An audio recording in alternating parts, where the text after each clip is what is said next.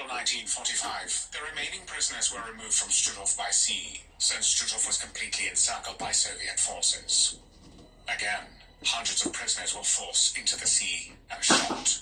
It has been estimated that over 25,000 prisoners, 1 in 2, died during the evacuation from Strutov and its subcamps. When Soviet forces liberated Strutov on the 9th of May 1945, they found only about 100 prisoners who had managed to hide during the final evacuation of the camp. Altogether, some 100,000 prisoners passed through Strutov, 60,000 of them perished, while another 22,000 were transferred to other concentration camps. After the war, the former Strutov personnel were tried at the first Strutov trial, which began on the 25th of April, 1946. Among the accused was Jenny van der Bergman, who as a guard at Strutov had brutalized prisoners and was known for beating inmates, some to death, either with her bare hands or with her whip. Among her victims were also children. We're going to showcase more of the costumes later, but let's talk about Anubis. Anubis is a burst. During the trial, Bergman was not particularly worried about her life, but was rather concerned about her appearance. She wore stylish clothes and a different hairstyle every day, and reportedly flirted with the prison guards. Another accused was Van der Klaff, who had become infamous at Strutov for her brutal treatment of prisoners, whom she would beat and kick without any reason at all, until they lay still. When she was in a particularly bad mood, she would drown the female inmates in mud or club them to death. During the trial, she said, "I am very intelligent, and I was very devoted to my work in the camps. I struck at least 2 prisoners every day." Having made this statement, she was probably the only one to think she was intelligent. Another accused was Elisabeth Becker, who had become known as a ruthless overseer. She brutalized prisoners and would beat children with their mothers, and then select them to be sent to the gas chamber to be killed without any remorse. Another Strutov guard who stood trial was Eva Paradis, who in the freezing cold winter often ordered a group of female prisoners to undress and stand in the snow. Then she poured cold water on the naked women, and when they moved, she would beat them. Among the 5 female Strutov guards who were sentenced to death was also Gerda Steinhoff. She was known for beating female inmates, including children, to death, as well as selections of prisoners to be sent to the gas chambers. Despite the serious charges, the women were said to have behaved insolently, giggling, and joking during the proceedings. When the trial ended on the 31st of May, 11 defendants, convicted of crimes against humanity, were sentenced to death by hanging. Among them were the 5 above-mentioned women. 4 cried and pleaded for their lives. Only one, Jenny van der Bergman, remained calm. Their execution was held publicly and became a theatre of horror, which was recorded by official press photographers. After World War II, only 3 public executions of war criminals were carried out in Poland. One of them took place at Biskupia Górka near Gdansk, former Danzig. When on the 4th of July 1946, 11 Nazi criminals from the Strutov concentration camp were hanged from the gallows, 200,000 people were watching. On that day, Biskupia Górka Hill experienced a real siege. 3 days earlier, the newspapers have reported the date of the execution, and workplaces announced a day off, and provided employees with transport to the event. Everyone could come to witness the execution. The security forces feared that a lynching might occur at any moment, and the militia and army had difficulty controlling the huge crowd. The 4th of July was very warm. The sun was shining. Punctually at 5 p.m., 11 open trucks brought the prisoners to the execution ground, their hands and legs tied with cords. On the platform of each of the 11 trucks stood a convict, 6 men and 5 women in total. The trucks were backed onto the gallows, and the condemned made to stand on the tailboards or on the chairs on which they had been sitting.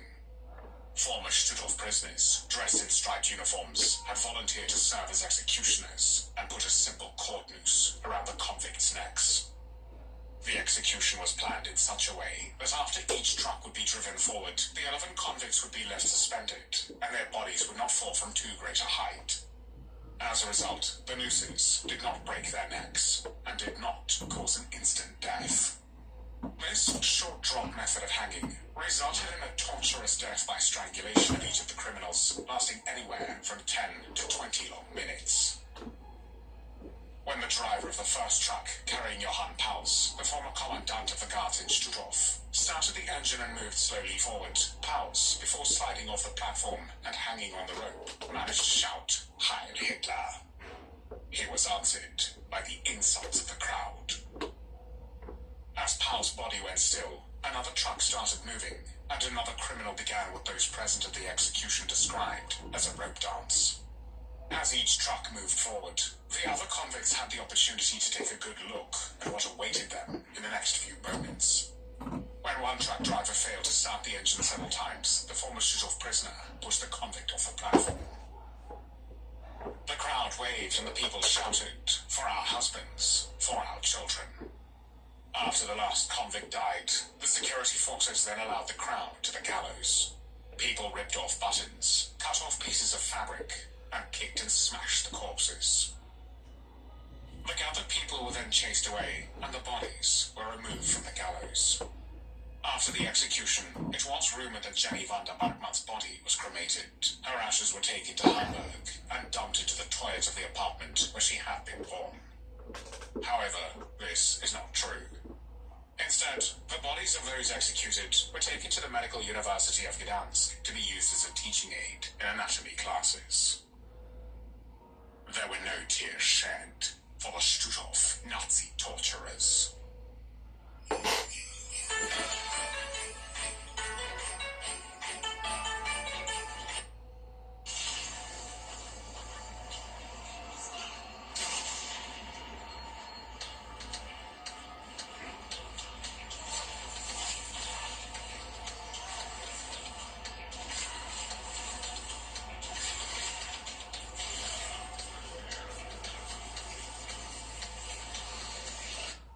This is a scam call center in India, and it was raided. Siliguri metropolitan police की special operation group cyber crime और माटीगढ़ थाना की पुलिस ने संयुक्त अभियान चलाकर rebel IT park के फेज 3 के बाद फेज 2 में चल रहे फर्जी कॉल सेंटर का खुलासा किया है. That was on August 10th, 2023. Fast forward a year later, and we believe they're still scamming. On the left, 2023 Colytic Solutions.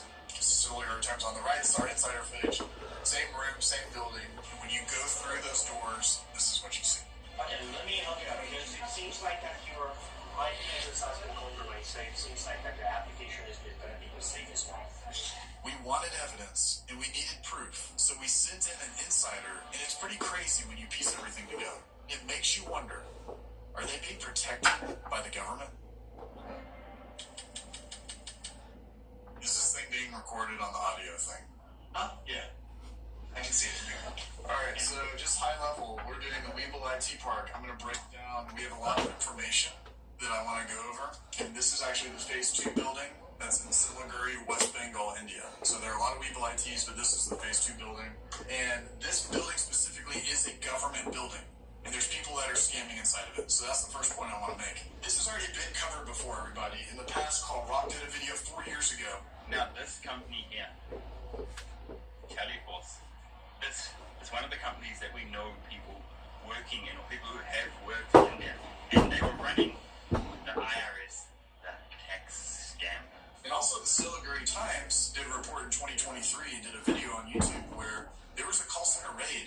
The Siliguri police went in, raided the third floor of this building, and brought out people that were scamming under the name of Colytic Solutions. We know that this is a hub for scams. We know that there are scammers inside of this government building, and we want to find more. So my team and I, we actually went to Google and started searching for the Weeble IT Phase 2 building to see what else we could find. And the locals ain't happy. Scam call center hub, scam call center reported, or even 2 weeks ago, lots of scam call centers operate here. For whatever reason, this government building has been allowed to host these scammers, and we don't know why. So we wanted to investigate a little bit further, took one of our operatives and went to Facebook. Our insider found out that there was a guy recruiting him to go into West Bengal, India, in a specific area to be a part of this new group that was opening up in a call center. And they're starting with about a small team of 7 to 8 people, but they have the capacity to grow to over 100 people. And that screams to me that, one, this is a really big building, And then two, this is quite a big operation. They're able to pay for relocation, full accommodation, transportation provided, and even they're asking about the different payments that this person would be comfortable with, including gold, which what legitimate operation is going to pay the salary in gold? I mean, come on now. So our guy's going to take the job, is going to go into this call center. We don't know exactly if it's this building or not, but we're going to find out. Now that I've reviewed some of the information on one of the things about these scammers that I deal with every single day, and that's when they have access to their victim's phone or computer, they can see all of their information. With that personal information that these scammers have access to, they can really do anything with it, including sell it to anybody that wants to buy it. That is why whenever people ask me what they should do to protect their personal information, I tell them to use Aura, today's sponsor of the video. This year has been the year of the data breach. Dell is the latest company in line, having suffered a breach of over 49 million customer records, including a lot of sensitive personal information. But probably most alarming of all is national public data. This incident compromised over 2.9 million records that are used for background checks, things like full name, address, phone number, date of birth, even your social. Aura monitors all your personal data and will notify you whenever they find any activity that points to identity theft. They also provide up to $5 million in identity theft insurance in case the worst case scenario happens. Head on over to Aura.com/scammerpayback, try it out for 2 weeks, and I bet by the end of the trial, they'll probably have found if your information has been exposed on the dark web or not. Now let's get back into the investigation. U.S. elections cause market volatility. Opportunities like this come once every 4 years, so don't let the... So I just wanted to ask you a couple of things. I was kind of curious because this is the one that's in like that phase 2 Weeble IT Park, the one in Siliguri. Were there other scammers like in there? Yeah.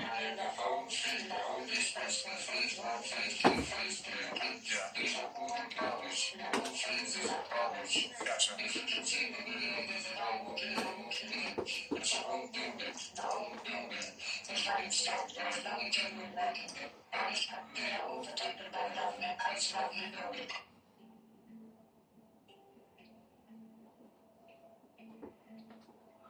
What floor did you have to go to? Second floor? Third floor? Okay. I was actually trying to like look on their website because they have like a lot of, I guess, office space for rent, and this looked like it was like, yeah, this looked like it was kind of tucked away. To me, it seemed like this was somebody that was like renting a small room and then putting people in there to run their little scam group. Like, is that kind of what the sense that you got?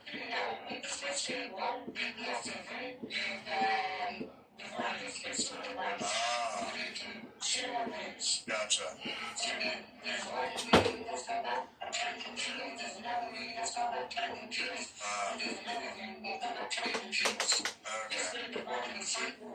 I mean, why would you even put up dividers? You know, is that just a sound thing or what? Yeah. Okay. Do you know who the main guy in the? I know you like circled some of those. There's that Vikas Singh guy, and then there's the Kunal guy, and then you had a closer. Yeah.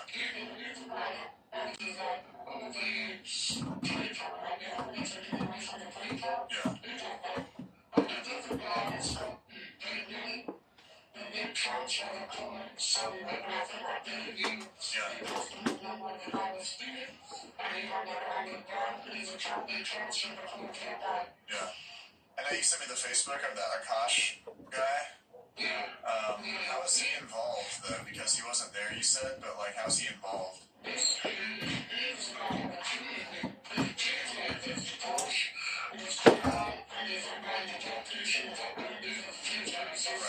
So that's 3 different people, and then you have the Akash guy that you never saw, but he was the one that was on Facebook.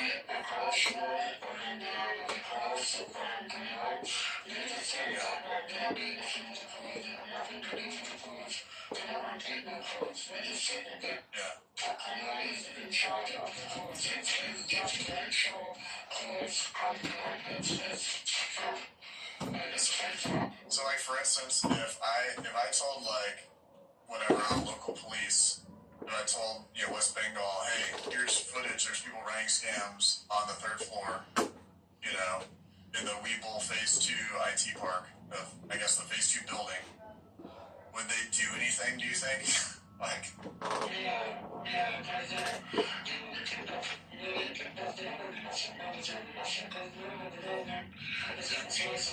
any of these guys, are they scared at all? Like, do you talk with them? Like, when you're in there, do you talk with them at all? Or do they just, like, not really?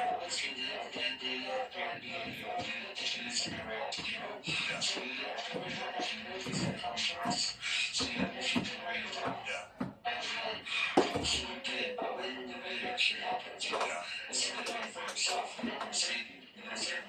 I know Carl and I know Jim have like done videos on the Weeble, this specific one, the Phase 2 building in Weeble IT Park in Siliguri. So it's like, I know that there's still scammers in there. Now, are they scamming all day? Probably not, but at nighttime they're, you know, probably renting out. Yeah.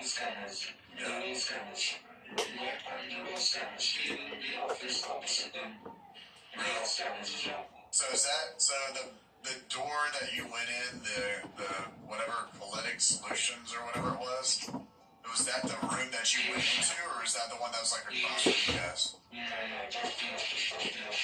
Alright, man, well, I appreciate the time. Like I said, let's get after some more and, you know, just give me a call.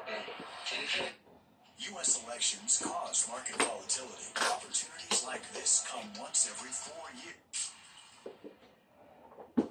I want to go over some of the investigation that we did on these scammers as we were watching them and monitoring their systems for a number of months. Our insider was able to give us access to a number of different systems in this call center. That allows us to gather evidence, collect information that we can put together and hopefully get some action taken against these scammers. The first is that, if you remember from the Siliguri Times video where there was the raid in 2023, there was a room that said Politic Solutions on top of it. Our insider gave us footage, and you can tell it's different, but if you put them side by side, it's the exact same room, Politic Solutions on top. Now, I'm not saying that they are still there, but what I'm saying is that this is the same exact room, and it's being rented out or being used for scam purposes. Another thing that I wanted to point out was you see this video footage with the dividers, and I talked about this with the insider, and that really points to the idea that not only were they just going to have 7 or 8 agents, but they were going to be expanding to 100 agents as quickly as possible. The scammers in this building are doing a variation of the refund scam. They mass spam out all of these emails to potential victims, get the victims to call in where they'll pretend to be PayPal, they'll connect to the victim's computer, manipulate their bank account, and then get the victim to send just crazy amounts of money to the scammers. They'll do this through wire transfers, cash parcels, or even Bitcoin. We're seeing a lot of Bitcoin recently. Of course, whenever we came across a scam on any of these computers, we worked with federal law enforcement to make sure that the victims were not scammed and they did not lose any money. I also had to do this really quietly as to not intervene on the scammer's computer itself, burn the connection, and then we had no access anymore to the center. On the not so serious side of things, it's also fun to monitor these scammers and listen in to what they're doing, because sometimes you might see them watching a scammer payback video or playing games. But one day when there are not many scam calls going on, I saw one of the scammers on Google Maps, and he had been looking at the Coronation Bridge in West Bengal. So I decided, since I had access to his system, I would just go to Google Maps myself, put in the Weeble IT Park Phase 2 building, and I would just load that page directly onto his computer screen to see how he reacted. So now that I have confirmation of everything with regards to this call center, you know, the exact location, the building, the floor number, the room number that they're in, we have video footage of them sitting in the room themselves, scamming people. We have names, we have faces, all of this. We're going to call them up and let them know that we know everything. I'm going to let them know down to the color of the cubicles that they're sitting in. We're going to see how these guys react.